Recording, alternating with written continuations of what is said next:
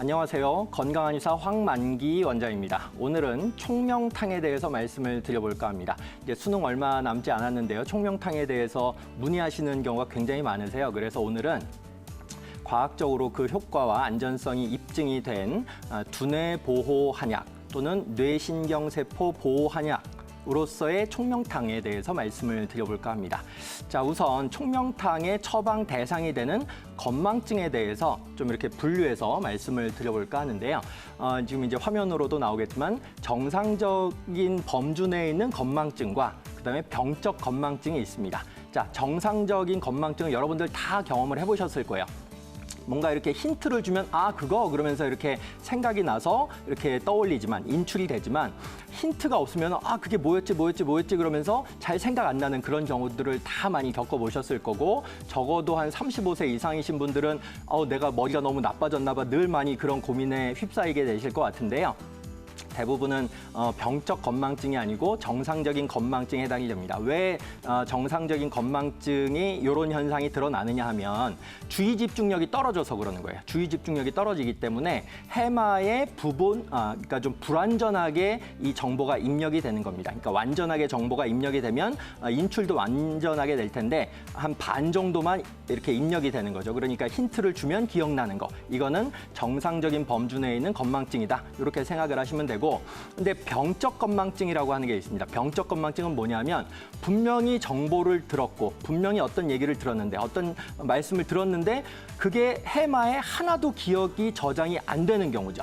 그렇기 때문에 이 정상적인 범주의 건망증과 병적 건망증의 아주 중요한 차이는 이 병적 건망증 같은 경우에는 힌트를 줘도 인출이 안 됩니다. 힌트를 줘도 부분적으로라도 뭐가 남아 있어야지 정보의 찌끄러기라도 신호라도 잡혀가지고 이게 인출이 되는데 그게 안 되는 경우죠. 자, 이 병적 건망증이 왜 중요하냐면 나중에 이제 제가 말씀드릴 알츠하이머형 치매 의 사실은 초기 단계가 병적 건망증으로서 나타나는 경우가 굉장히 많기 때문에 주의를 하셔야 된다, 유의를 하셔야 된다. 이렇게 일단 기억을 하셔야 되고 다음번에 이제 알츠하이머형 치매에 대해서 이제 화면이 나올 텐데요. 저는 요 중간 단계가 하나 중요한 단계인데 빠진 것 같아요. 뭐냐면 경도 인지 장애라고 하는 게 있습니다. 영어로는 mild cognitive impairment라고 표현하는데 이게 또 임상적으로 굉장히 중요합니다. 왜 중요하냐면 요 때가 알츠하이머형 치매로 넘어가는 이 중간 단계, 아까 병적 건망증에서 경도 인지 장애에서 알츠하이머형 치매로 가는데 사실은 병적 건망증 단계에서는 잘 몰라요. 그런데 이게 일상생활의 독립성은 보장이 돼 있지만 너무 자주 많이 까먹는 이런 상황들이 반복이 되어가지고 이거 내가 나를 완전히 놓는 거 아니야? 이 정도의 정체성 혼란까지도 이렇게 가끔씩 떠오르게 되는 위기감을 느끼게 되는 아주 고위험군이라고 할 수가 있는데 사실은 실험을 해보면 정상 대조군은 보통 특정한 연령, 만 65세 이상이면 한 1, 2% 정도만 알츠하이머형 치매로 진전이 되는데 요 경도 인지 장애로 이렇게 검사가 된 진단이 된 경우에 있어서는 1, 2%가 아니고 10에서 15%가 알츠하이머형 치매로 진전이 됩니다. 그러니까 알츠하이머형 치매를 조기 발견할 수 있는 거의 마지막 단계라고도 할 수 있고 이때 개입을 해가지고 조기 발견해가지고 개입을 해줘야지 치료 효과가 극대화가 될 수 있는 임상적으로 굉장히 중요한 시기다라고 이해를 하시고 경도 인지 장애를 생각을 하셔야 된다라고 저는 말씀을 드리고 싶고 이제 알츠하이머형 치매에 대해서 말씀을 드려보겠는데. 알츠하이머형 치매는 1907년도에 알츠하이머라고 하는 박사님 이름이에요. 이분이 이 신경의 퇴행성 변화, 그래서 인지 기능의 저하를 포함해가지고 공격성의 증가, 그다음에 우리가 똥오줌 못 가리는 어떤 단계, 대소변 실금의 단계로까지도 가고 성격이 굉장히 많이 변화가 되고 망상이나 환각에도 휘달릴 수 있는 이런 것들을 1907년도에 알츠하이머 박사가 보고를 했기 때문에 알츠하이머 병이라고 이제 명명을 하게 된 거죠. 그래서 그렇게 이제 세 단계로 기억을 하시면 좋을 것 같아요.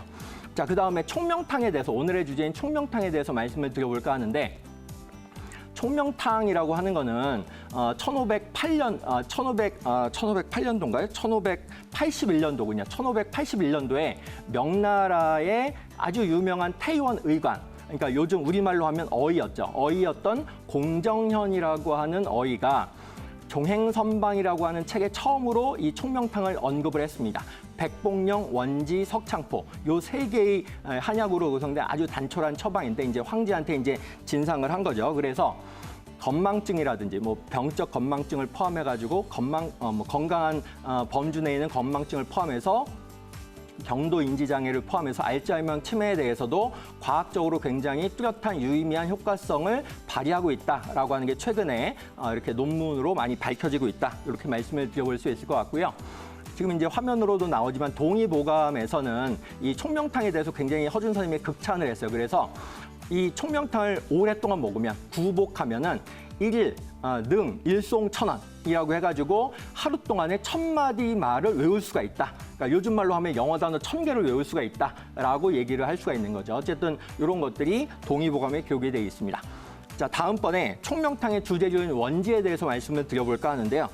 총명탕의 굉장히 주재료인 원지에서 굉장히 이렇게 유의미한 성분들이 많이 추출이 됐어요. 그래서 이거는 과학적으로 검증을 해보니까 알츠하이머형 치매의 가장 핵심적인 발병 기전이 베타 아밀로이드라고 하는 독성 단백질이 많이 침착이 되는 거거든요. 그래서 이 원지가 독성 단백질을 굉장히 유의미하게 줄인다라고 하는 게 과학적으로 입증이 돼 있고, 또 이제 총명탕, 다른 이제 총명탕 같은 경우에는 동물 실험, 세포 실험뿐이 아니고 임상 시험도 이미 성공이 되었습니다. 그래서 2008년도 SCI급 국제의학저널인 양리생활 행동학회지에 보면은 기억력이 많이 떨어진 118명을 대상으로 해가지고 순수한 한약제, 이거는 인삼복합 처방입니다. HT008-1이라고 하는 인삼복합 처방을 가지고 구성된 한약 처방을 했었을 때 인지기능 향상과 여러 가지 QOL이 올라가더라라고 하는 그런 것들이 입증이 돼 있다라고 하는 것도 말씀을 드려보고 싶고요.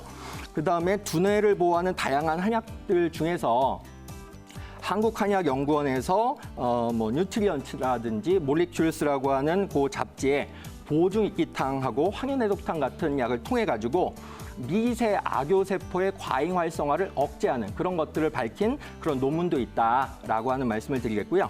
마지막으로 두뇌를 보호하는 다양한 한약재 중에 여기 뭐 천마, 육계, 단삼, 고삼, 강황, 뭐 황금 이런 것들이 나오는데 특히 이제 강황 같은 거는 카레의 원료 아니겠습니까? 그래서 인도 사람들이 치매가 덜 발생하는, 통계적으로 유의미하게 덜 발생하는 이유가 바로 이 강황 때문이다라고 하는 얘기도 있는데요.